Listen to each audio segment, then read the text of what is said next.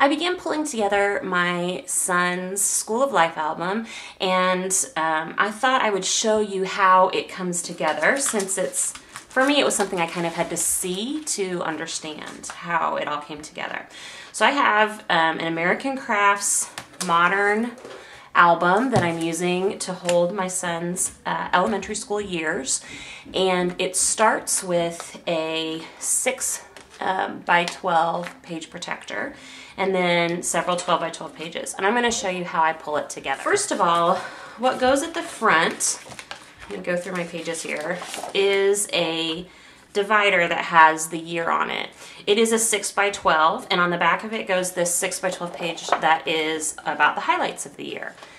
I design each of these pages as 6 by 12s, but to save on print space, I load them onto one 12 by 12 paper and have them printed together, and then I just simply trim the page once it's printed and sent to me so that it can fit in its 6 by 12 page protector. I use Persnickety Prints to print my digital pages. I think that the color quality is beautiful, the print quality is beautiful, and they have a very fast turnaround. So now I've got my two 6 by 12 pages, and I'm just going to put them back to back and slide them into my page protector.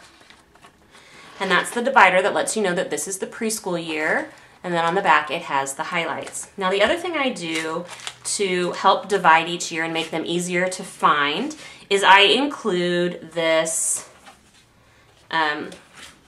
divider from Becky Higgins, and it comes with a lot of different labels. And one of the options, it has months, and it has several different varieties of how you say the different grades so that it's appropriate for different countries. And I'm going to use this one that says preschool. And I'm going to put this divider underneath this. And it says preschool, and so that way as we add more years to the album, it will be easy to flip to the year that you're looking for. Okay, so now that we have the divider taken care of, the next thing to put in is the preschool favorites page. There's a spot here for him to sign his name at age 5, but guess what? I printed it, forgot about it, never had him sign it. He's now 6½, so I kind of missed my window there. So I'm just gonna leave it blank. I might find a signature off of one of his school papers and maybe cut it out and adhere it right there, but for now I'm just gonna leave it the way it is. The next is a 2-page spread, and I like to do life at school first. So I have this 2-page spread that I created with with the templates from Scrapaholics, and it's got several different spots for journaling that go along with the photos. And one thing to note, I usually pick a main color, and I try to use patterned paper to go around this, the border of this, and that allows me, I always make my circle match the frame on my highlights page and the frame on my favorites page. And then I use papers on the side of the Life at School and Life at Home that are in the same color scheme as that patterned paper on the divider. So it kind of just ties the whole year together. And I don't make every school year match itself, so I won't use yellow and orange and blue for the whole entire album, but I will for his pre-K year. Okay, so so there was my Life at School pages, and then I'm going to add in my Life at Home. Same template, just that these are photos from things that went on at home rather than at school. And again, I used a color of pattern paper on the side that coordinates with that main paper from the front. So there is my Life at Home spread. Now there's one final one final page to add in, and that is the pocket page. Now this is the part that was a little bit confusing to me, because I remember thinking when I first created it, how on earth do you create a pocket page with digital layouts? So what I do is I have this paper, and I don't know if you can see, but up here I have sort of a textured pattern paper on the background, and then it's got the border and the bottom, which is sort of, it mimics the look of the pocket.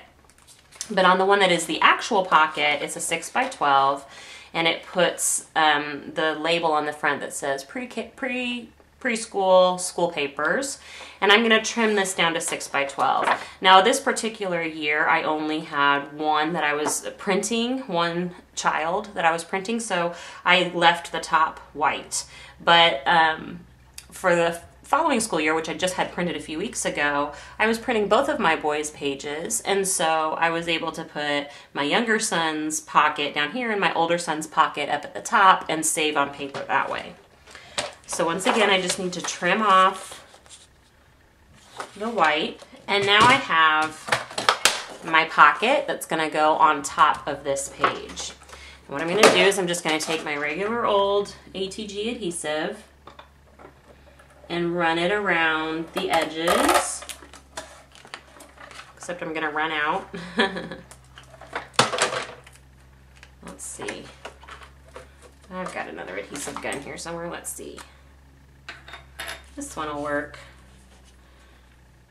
These are going to be papers, so it's not like it's got lots of little pieces that are going to fall out, but I still like to have my adhesive go all the way along the bottom. And now I'm going to line it up with the corner. Try and get those extra pieces folded up in there. Line it up with the corner here. And now you have your pocket that you can slide school papers. Now I have a binder or a file box. Let me pull it out for you. What I do during the school year is I keep my files, my children's papers. See, this has a file box, and I've got a year for each, I got a folder for each year. And what I include is school pictures, and here I'll show you. I've got school pictures in here. I've got sports pictures as well.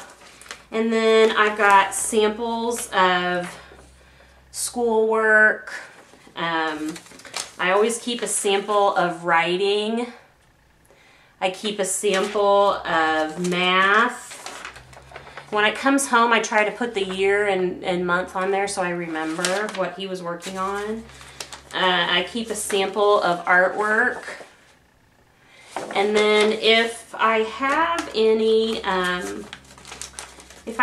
grade cards, which I don't have many in preschool, but if there are any grade cards, then I would include those as well. And here's one example of a grade card that was from preschool. So I keep all of those. I actually keep them in a magazine box downstairs in our kitchen where it's easy to access during the school year, so that when my children bring papers home, they just kind of go in that box, and at the end of the school year, I sort through and decide what I'm going to keep in my file box.